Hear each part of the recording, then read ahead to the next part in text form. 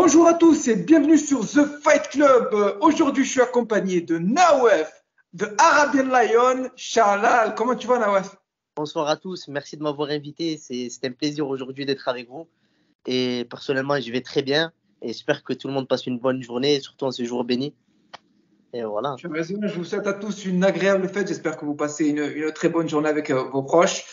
Nawef, pour tous les abonnés de la chaîne et les personnes qui vont regarder la vidéo, est-ce que tu pourrais te présenter? Bon, voilà, je m'appelle Nawef Shalal.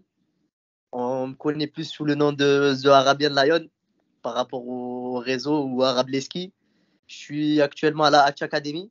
Je suis combattant MMA. Et Inch'Allah, le 27, on a un petit combat au Cirque Borman pour bien commencer ses débuts en MMA. Et on espère que ça va être bien. Et justement, toi, Nawef, comment tu arrives dans le MMA? Alors moi, j'ai commencé très tôt par le Kawan. Moi, je suis un kicker à la base. J'ai commencé par le Kawan, Muay Thai et tout ça.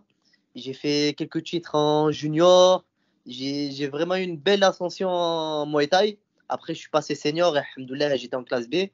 Et après, j'ai arrêté directement le Muay Thai et tout ce qui est kickboxing, etc. Et je me suis focalisé vraiment dans le MMA. Dans un premier temps, j'étais à Marseille, au Marseille Fight Club avec le collègue Souil, Vincent, Chaouki et Jean-Michel Foissard. Et puis après, les études m'ont amené à venir à Paris. Et voilà, maintenant je suis à la Hatch Academy et on se focalise vraiment sur le MMA à fond, quoi. Et justement, qu'est-ce qui t'a donné à un moment donné de ta carrière de te dire, je vais arrêter le K1, je vais faire du MMA. Qu'est-ce qui t'a motivé à faire ça? En fait, moi, la motivation, elle est par rapport à mon pays, tu vois. C'est-à-dire, dans mon pays, l'Arabie Saoudite, on est deux combattants. Il y a moi et Abdullah Al-Qahtani. Et en fait, ce manque de gens qui combattent chez nous, ça m'a fait un petit déclic. Genre, les gens, je veux que les gens, ils respectent mon pays par notre biais, tu vois, par le MMA et par le sport. Pas parce qu'on a, on va dire, on a une bonne image, mais on a aussi une mauvaise image, tu vois. Et moi, je veux rendre mon pays, genre, vraiment un pays sportif. Parce qu'on n'est pas trop connu par rapport au sport. Et c'est un boost. Vraiment, par rapport à la patrie, c'est vraiment un boost. Je rappelle, les amis, que Nawaf est d'origine saoudienne. Euh, Toi, Nawaf, à quel moment de ta vie tu te dis, le MMA aujourd'hui, je vais attaquer ça, je vais tout faire pour devenir professionnel? Alors, vraiment, le vrai déclic que j'ai eu, moi, c'était durant la période au prime de McGregor. Genre, je te mens pas, c'était là où j'ai eu vraiment le déclic. Je sais pas si tu te souviens le combat contre Mendes. C'est là où j'ai eu vraiment le déclic où je me dis, ça y est, je veux faire du MMA. Ça y est, là, c'est sûr, je veux faire du MMA. Et tu l'as dit tout à l'heure en préambule, tu prépares les Road to Contenders le 27 mai. Justement, comment tu te prépares pour cet événement? Moi, personnellement, comme je t'ai dit, voilà, je suis à la Hatch Academy. Je pense que je suis vraiment bien entouré. Hatch, vraiment, il s'occupe de nous, Stéphane. Il s'occupe de nous, il s'occupe bien de nous. On a des coachs de qualité, Cut, Neofel, tout ça. Vraiment, ils regardent vraiment où on n'est pas bien. Ils essayent vraiment de corriger, de nous faire améliorer et tout. Et en plus, on a des bons sparring partenaires et des bons partenaires de combat. Donc, on peut que s'améliorer. Et est-ce que toi, aujourd'hui, tu es accompagné par des professionnels, que ce soit au niveau de ta nutrition ou de ta préparation physique? Alors, je suis niveau head coach, on va dire que c'est Naoufel et Cut. C'est vraiment des professionnels niveau sol. C'est eux qui m'ont vraiment appris tout ce qu'il faut. Pour moi, c'est les boss du sol, frérot. Je te mens pas, c'est les boss du sol et du ground and pound. Niveau pied-point, je suis préparé par Boris Jostom. C'est un ancien combattant aussi. Et c'est lui notre coach du pied-point. Et niveau nutrition, il y a Clément Marcoux. Je sais pas si tu vois qui c'est. Très professionnel. C'est lui vraiment qui s'occupe de ma nutrition, maintenant de ma prépa physique, etc. Et après, tu as le head coach, frérot. Le boss du boss. Ah, frère. C'est lui vraiment. En fait, c'est lui qui te donne la ligne droite à suivre. Si c'est vert, si c'est pas vert, tu vois. Et c'est vraiment. Je peux dire que j'ai vraiment de la chance de l'avoir dans. Ben, j'ai vraiment de la chance d'être dans cette équipe, quoi. Et justement, toi, comment tu te nourris dans ce sport? Quelle est ton essence qui fait que chaque matin, tu te lèves pour te dire, aujourd'hui, je vais me donner à 100% pour faire telle ou telle chose? La vérité, mon frérot, comme je t'ai dit, c'est le pays. C'est vraiment cet amour du pays. Et je fais pas vraiment ça pour moi. Un peu, on va dire, ça serait faux de dire non, je fais pas ça pour moi, un petit peu, mais c'est vraiment pour le drapeau. Sinon, j'aurais pu faire autre chose, tu vois. J'aurais pu peut-être continuer en Kawan ou voilà, faire une petite carrière à côté, mais c'est vraiment l'amour du pays. Et en plus, chez nous, ça commence à se développer. Ça commence, il y a des bonnes fédérations au Middle East notamment. Et voilà, pourquoi pas dans un futur proche, smash du monde au Brave ou à l'UA Warrior, hein. On a bien compris, Nawef, que toi, tu voulais au premier plan mettre en avant ton pays et tes origines. Dans ce sport qui est légalisé depuis peu, quels seraient tes objectifs, toi? Alors, mon objectif dans un premier temps, c'est aller petit à petit, d'abord faire une bonne petite carrière en amateur et vraiment passer au plus vite professionnel. Petite carrière amateur, passer au professionnel et après gagner le plus de ceintures dans les fédérations dans un premier temps au Middle East. Parce qu'en fait, c'est vraiment l'endroit que je veux vraiment, vraiment combattre.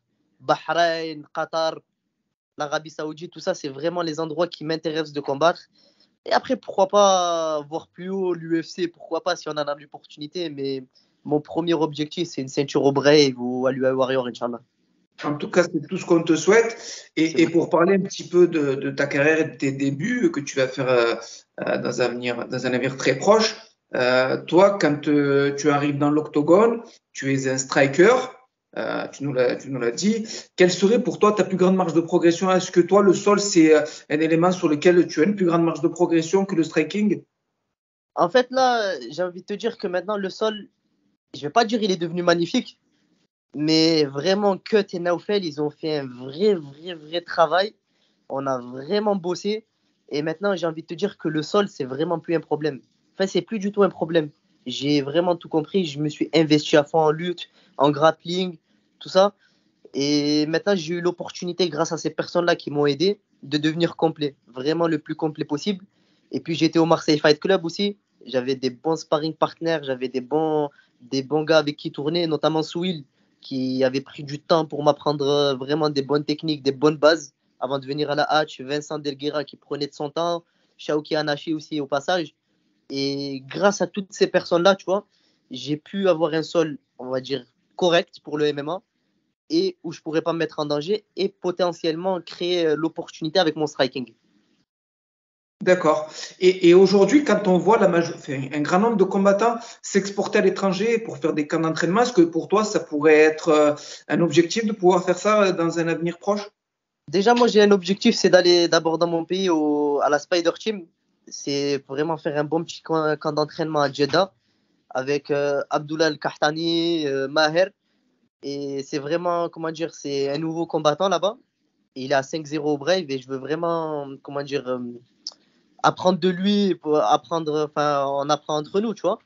Et après, pourquoi pas, je te mens pas, Stockholm, frérot. Avec le GOAT, frère. Et, Stockholm. et toi, justement, dans ce sport où on a la plus grande organisation qui est l'UFC, qui c'est ton exemple? De qui tu t'inspires le plus? La vérité, Conor McGregor numéro un pour moi. Franchement, Conor McGregor, ça a été le mec qui a fait le déclic chez moi, tu vois. Genre, c'est lui qui m'a donné le déclic. Et Khamzat, hein. C'est vraiment les deux que je m'inspire vraiment. Khamzat et Conor McGregor. Et quand on est un combattant amateur, qu'on ne tire pas forcément de revenus de sa passion et de ce métier, comment on vit? Est-ce que tu travailles à côté? Est-ce que tu as quelque chose à côté qui fait que tu puisses faire ce que tu fais? Bah frérot, moi, comme je t'ai dit, je suis encore étudiant. Parce que faut avoir quand même une roue de secours, on sait jamais. Tu peux pas savoir que tu te blesses ou quoi. Tu es obligé d'avoir quelque chose. Et je travaille des fois le week-end pour pouvoir payer tout ça, tu sais, la nutrition, etc.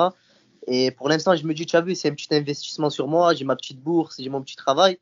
Je vais investir sur moi au maximum et en espérant faire le plus de combats, avoir des sponsors et devenir le number one, quoi. Je prends plus ça comme un investissement. Genre, j'investis sur moi-même et je me dis, Inch'Allah, pourquoi pas dans 1 an ou 2 ans ou même dans 5 ans, dans un futur proche, eh ben, ça va commencer à payer.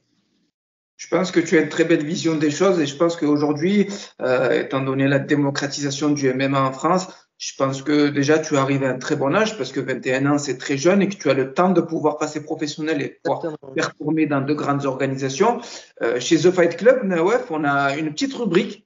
C'est que tous les invités nous donnent une anecdote qui s'est passée dans une préparation ou autre. Alors, une anecdote qui s'est passée dans une préparation. Ouais, j'ai une bonne petite anecdote. J'étais avec moi et William Gomis, qui est un combattant MMA aussi, et on était avec Cut.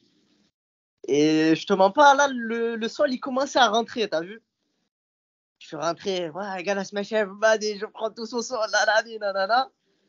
Et tu as vu, j'ai eu le malin plaisir de vouloir m'opposer à Cut. Cut qui est vraiment très fort dans son domaine. Ah, j'ai pris un étranglement arrière vite fait, frère. En 2 minutes, frère, en 2 minutes.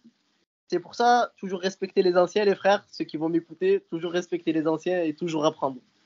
Faites pas mon erreur. Anecdote très intéressante. Je pense qu'il a pu te permettre de te remettre les idées en place. Là, il m'a vraiment mis les idées en place parce que je l'ai senti, l'étranglement. Je l'ai senti. Et aujourd'hui, quand on va participer au Road to Contenders, est-ce que tu ressens une pression particulière de pouvoir participer à cet événement? Moi, personnellement, on va dire le mental fait un peu ma force, tu vois.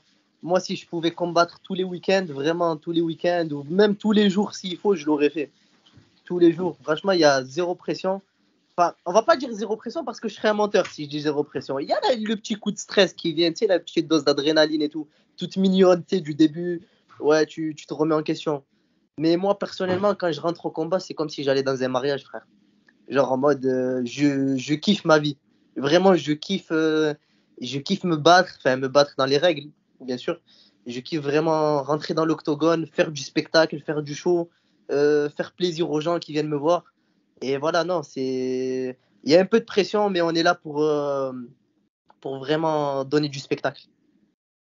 Je vous rappelle, les amis, que Nawef combattra au Road to Contenders le 27 mai dans la catégorie des flyweight. Est-ce que tu aurais, Nawef, un message à faire passer à tes adversaires de cet événement? Bah, moi, personnellement, j'ai envie de leur dire préparez-vous. Parce que moi, je suis préparé. Alhamdoulilah, j'ai fait le taf pour. Et voilà, on est là pour smash. Et dans tous les cas, il y aura du sang. Donc, win or loss doesn't matter. I'm here for smash people. Chez The Fight Club, Nawaf, on a une petite rubrique qui s'appelle The Perfect Fighter. Je vais te donner 5 domaines du MMA et tu me diras pour toi qui est le meilleur dans ce domaine. Allez, impeccable. Allons-y. Au niveau de son striking, Franchement, je dirais, je dirais c'est un mélange entre Zabit, Magomed Sharipov et McGregor, vraiment. C'est le allez, je cœur prends qui les deux. parle, tu vois. Au niveau Connor, de c'est le sa cœur. lutte, Khamzat Chimaev. au niveau de sa puissance, Ngannou. Ngannou. au niveau de son intelligence de combat Jones. John Jones. et au niveau de la sphère médiatique. The Notorious Conor McGregor. Je pense que la majorité des combattants seront unanimes sur ce point-là. Nawaf, je te remercie du temps que tu as pu m'accorder. J'ai pris un réel plaisir à pouvoir échanger avec toi. Ça faisait un petit moment qu'on essayait d'organiser ça. Je pense que tu mérites d'être mis en avant parce que toute l'adrénaline, toute la positivité que tu mets sur tes réseaux au quotidien, je pense que c'est très agréable et je pense que ce que tu veux prouver dans l'octogone, ça mérite d'être vu par les Français et par les personnes en général. Ah ben merci beaucoup, merci à toi, merci aux téléspectateurs qui vont regarder cette interview.